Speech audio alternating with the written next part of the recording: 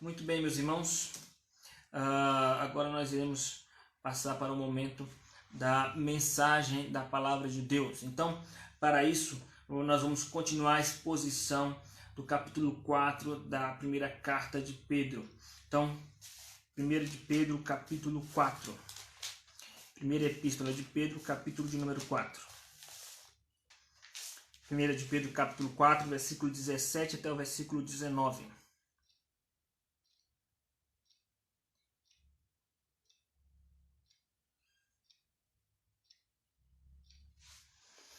Então diz assim o texto: porque a ocasião de começar o juízo pela casa de Deus é chegada.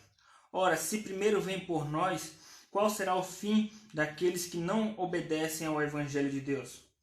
E se é com dificuldade que o justo é salvo, onde vai comparecer o ímpio? Sim, o pecador.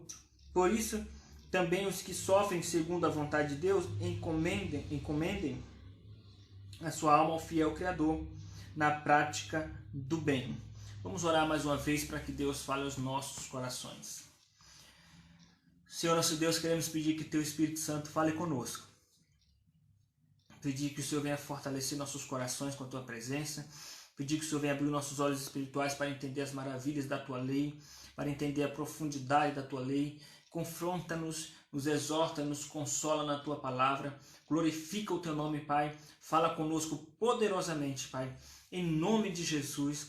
Amém. Meus queridos irmãos, um dos atributos de Deus que são mais enfatizados nas Sagradas Escrituras é a justiça de Deus. Nosso Deus é um Deus justo. Desde o Antigo Testamento fica claro e evidente o quão os autores bíblicos têm intenção de enfatizar a justiça de Deus. Autores estes inspirados pelo Espírito Santo, é claro. Então, no Antigo Testamento nós já vimos isso lá em Gênesis, podemos perceber Deus enfatizando a sua justiça ao condenar o homem por causa da desobediência dele.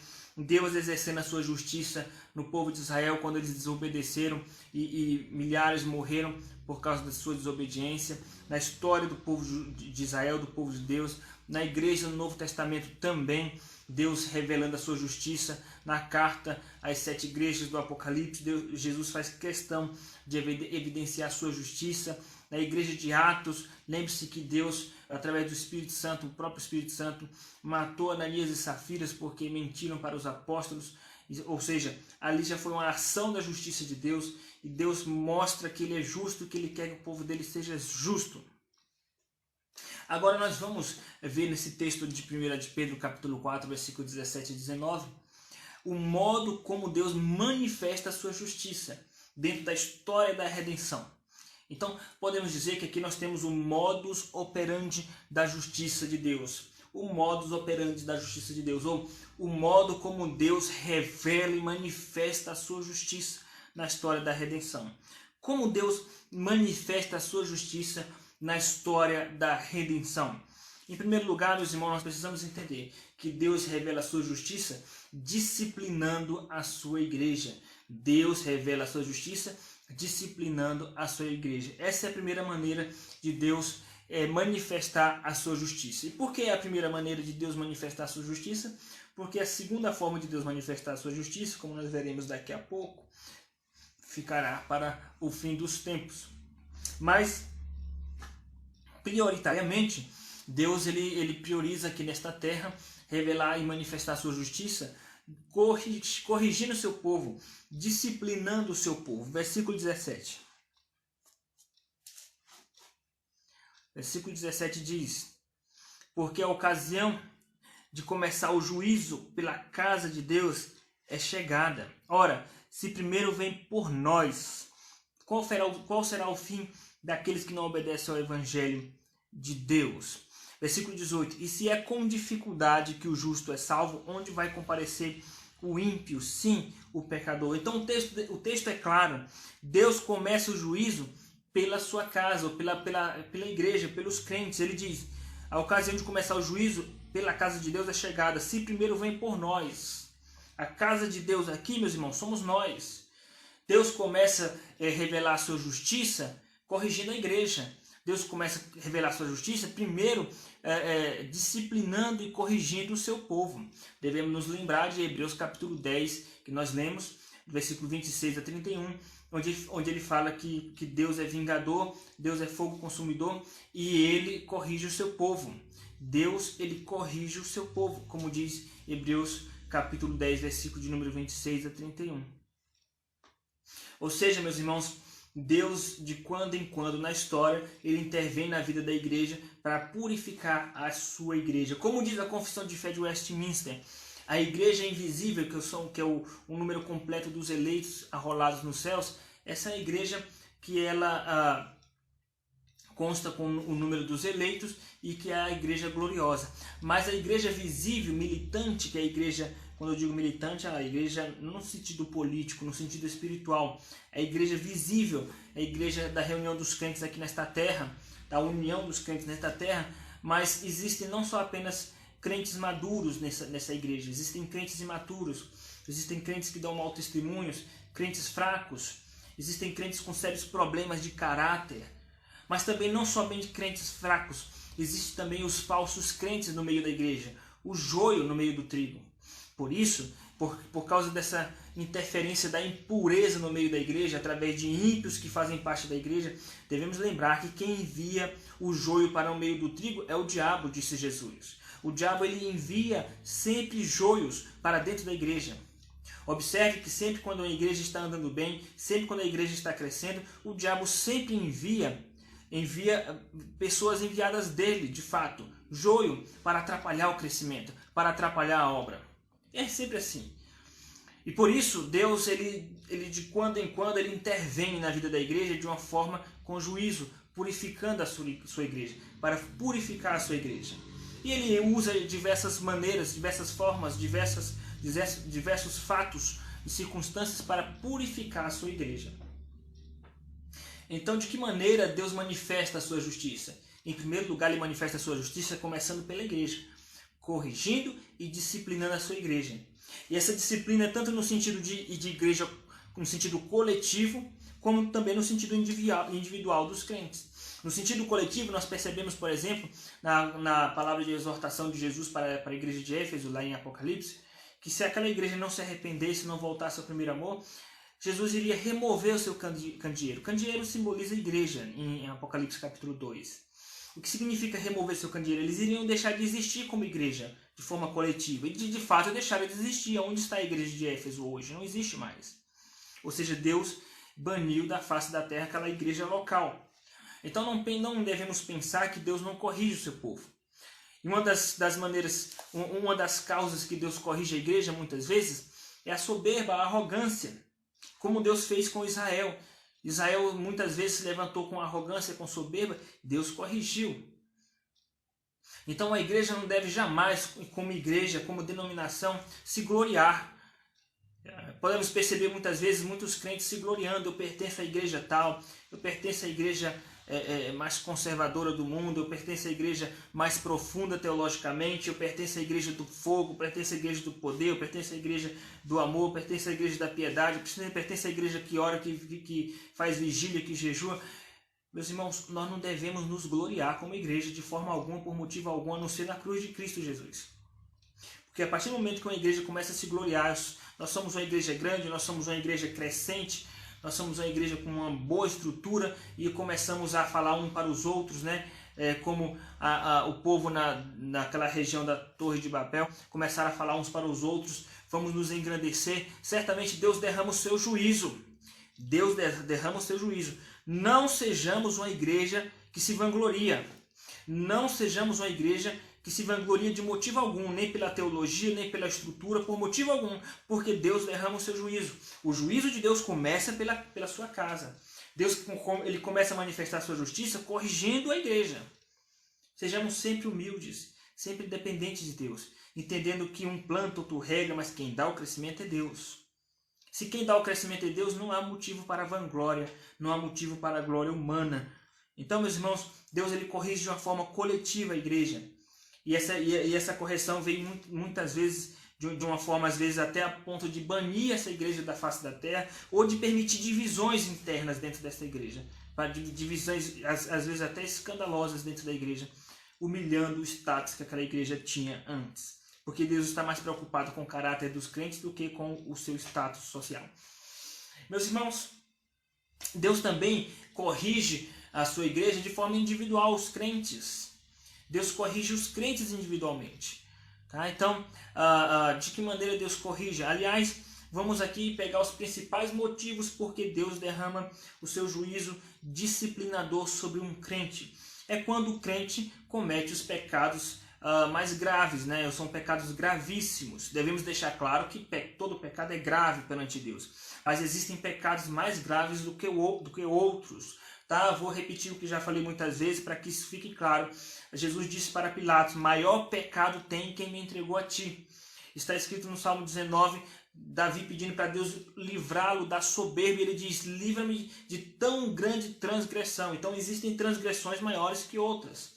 Está escrito em Isaías capítulo de número 1, versículo 17 em diante, onde Isaías diz vinde, arrazoemos, ainda que os vossos pecados sejam vermelhos como a escarlata, ou seja, ainda que eles sejam gravíssimos. Tá? É óbvio que existem pecados mais graves do que outros.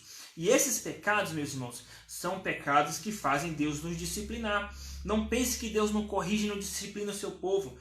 Tá? Deus disciplina o seu povo. E quais são os pecados para que nós possamos avaliar a nossa vida, não avaliar a vida dos outros? Eu vou listar aqui alguns pecados que despertam o furor de Deus, que desperta a correção de Deus como Pai. Para que você não fique avaliando a vida dos outros se eles se enquadram nesse pecado, para que você avalie a sua vida.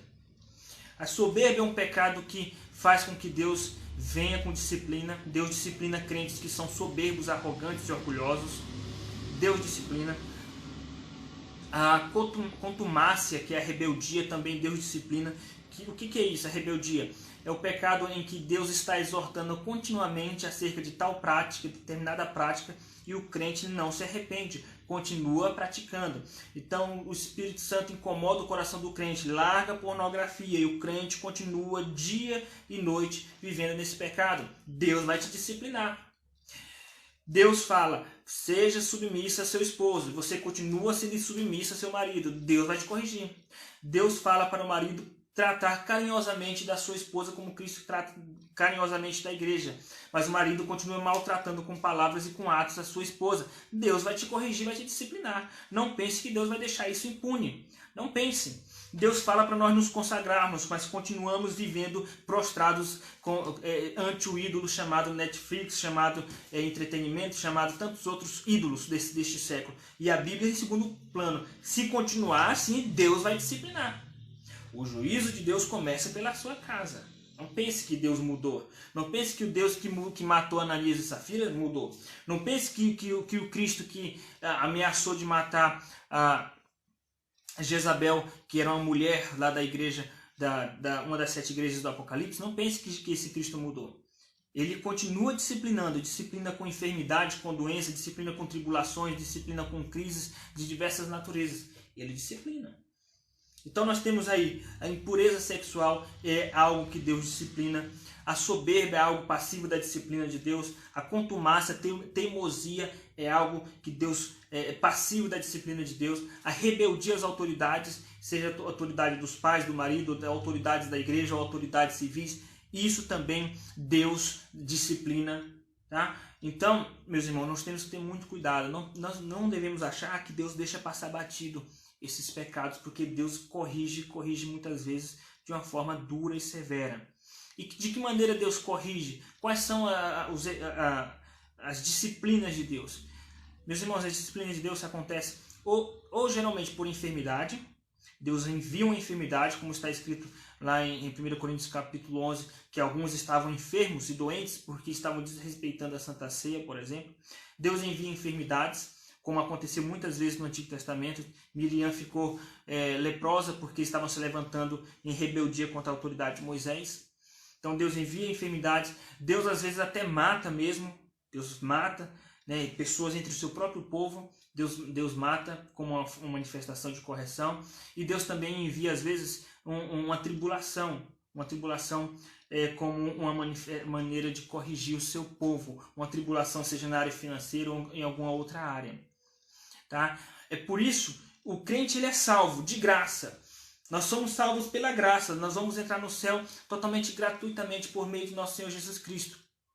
Mas até chegar lá, é por meio de lutas. Nós somos salvos pela graça, Deus nos garante a vida eterna, mas esse salvo ele vai ser preservado por Deus, mas até Jesus voltar, a nossa vida aqui vai ser por meio de lutas e tribulações, e essas lutas e tribulações muitas vezes são dificuldades que fazem parte da correção de Deus, porque o texto aqui de 1 de Pedro capítulo 4, versículo 17 e 19, não está falando de questões soteriológicas, não está falando de questões de salvação, não está falando de questões de justificação, nem critério para ser salvo. O texto está falando de tribulação oriunda da disciplina de Deus. Veja o versículo de número 18. E se é com dificuldade que o justo é salvo. Que dificuldade é essa? Não está falando de esforço para se salvar. Essa dificuldade aqui está no versículo 17. Porque é a ocasião de começar o juízo pela casa de Deus. Ou seja, nós somos salvos, mas muitas vezes somos submetidos ao juízo de Deus, à disciplina, à correção de Deus, às dificuldades que Deus envia para nossas vidas. Por isso, nós somos salvos, mas passamos por muitas tribulações e angústias, e muitas vezes é por juízo de Deus. Nem toda luta, nem todo sofrimento é disciplina de Deus, isso é verdade.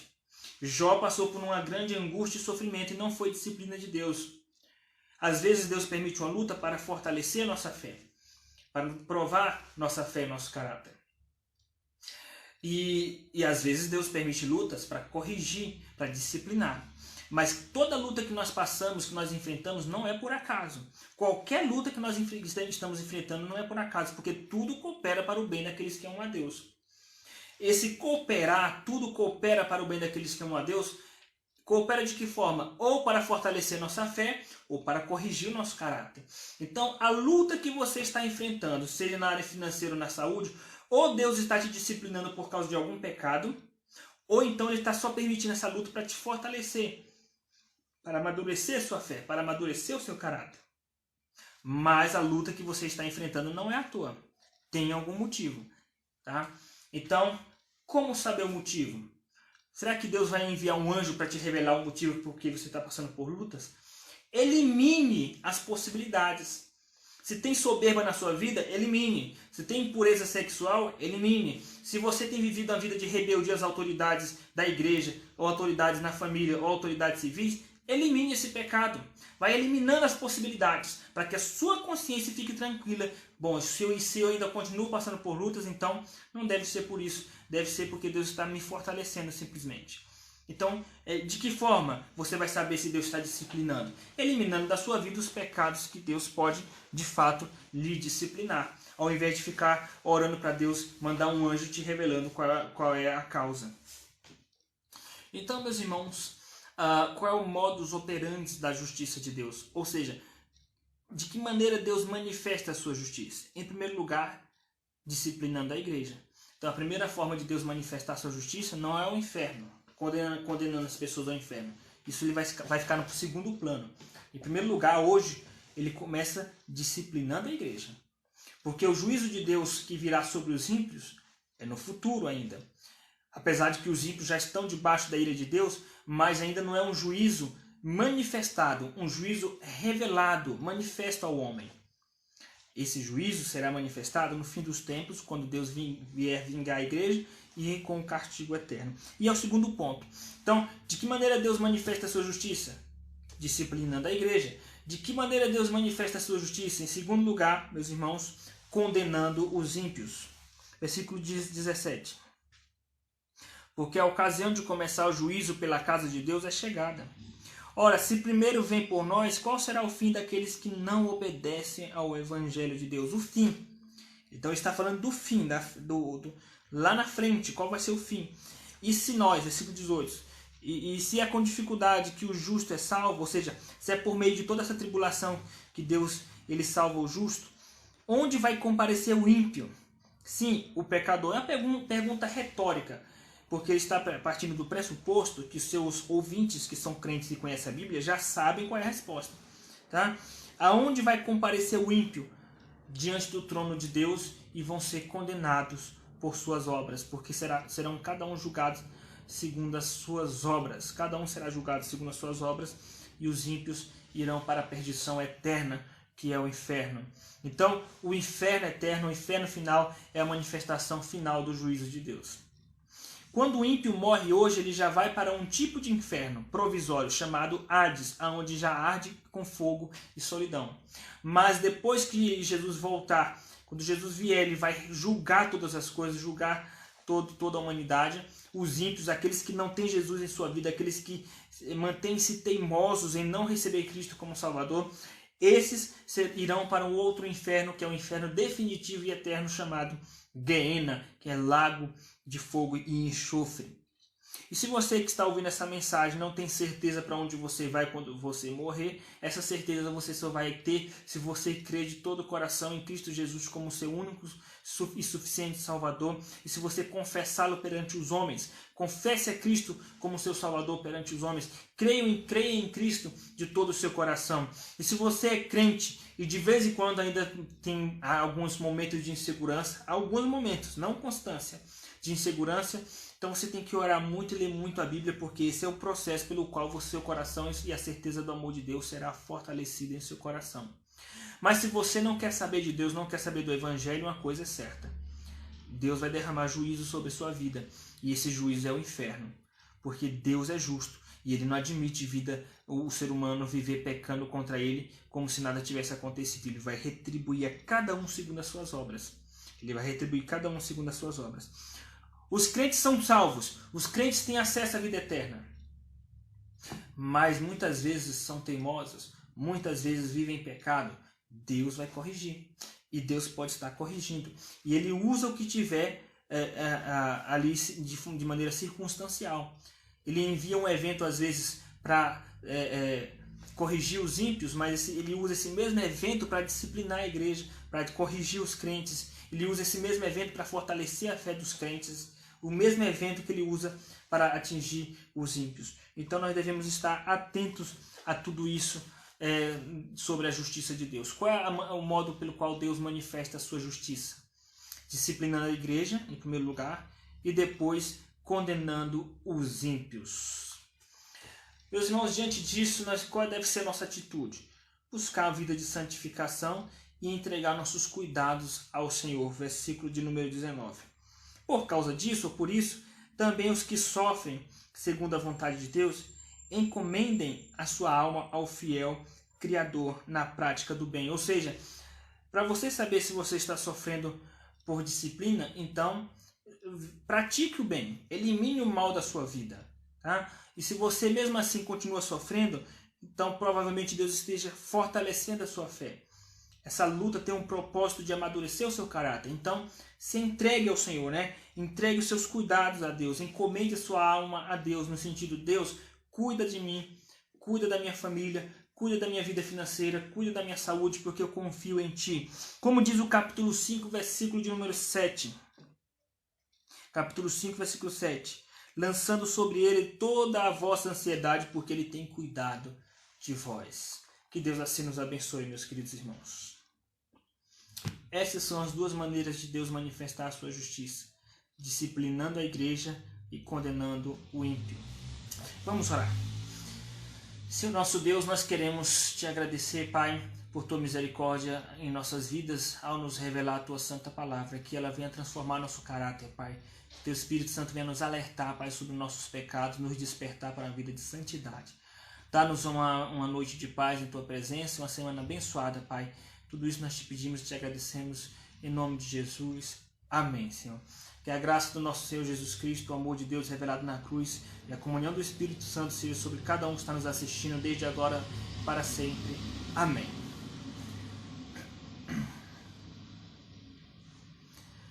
Meus queridos irmãos, quero agradecer a todos pela participação neste culto, nesta live, e pedir para que você possa compartilhar essa palavra de Deus com seus amigos, com seus familiares, para que eles possam também serem abençoados, para que eles possam ser abençoados com a palavra de Deus. Então, de certa forma, é a maneira de você indiretamente evangelizar. Então, envia para os seus amigos, envia para o seu grupo da sua família, para que eles possam ser alcançados pela palavra de Deus, tanto crentes como não crentes. Que Deus os abençoe ricamente, meus irmãos. Gostaria de salientar aqui alguns avisos. Um dos avisos é que o nosso site já está funcionando, o site da Igreja Presbiteriana de Diadema, IPB Diadema, tá? O endereço do nosso site é ipbdiadema.com.br. Acesse lá, você vai conhecer a nossa igreja, a história da nossa igreja, a história dos departamentos, das sociedades internas, né? Você vai ver fotos antigas, também vai ver fotos mais recentes, a estrutura, a liderança, o que fazer para se tornar membro da nossa igreja. Temos lá os boletins, as pastorais da igreja, temos os vídeos de pregações, tudo em nosso site. Então, ipbdiadema.com.br. Também gostaria de convidá-lo para a nossa reunião de oração na próxima terça-feira às 18 horas. Tá? Terça-feira às 18 horas, reunião de oração. E na quarta-feira às 18 horas temos estudo bíblico. Tá? Na quinta-feira às 18 horas, reunião de oração em grupos entre os membros da igreja. E na sexta-feira às 18 horas temos o De Frente com o Pastor, que é mais um estudo bíblico aberto para perguntas. Que Deus os abençoe ricamente. Um forte abraço a todos, meus irmãos. Deus abençoe.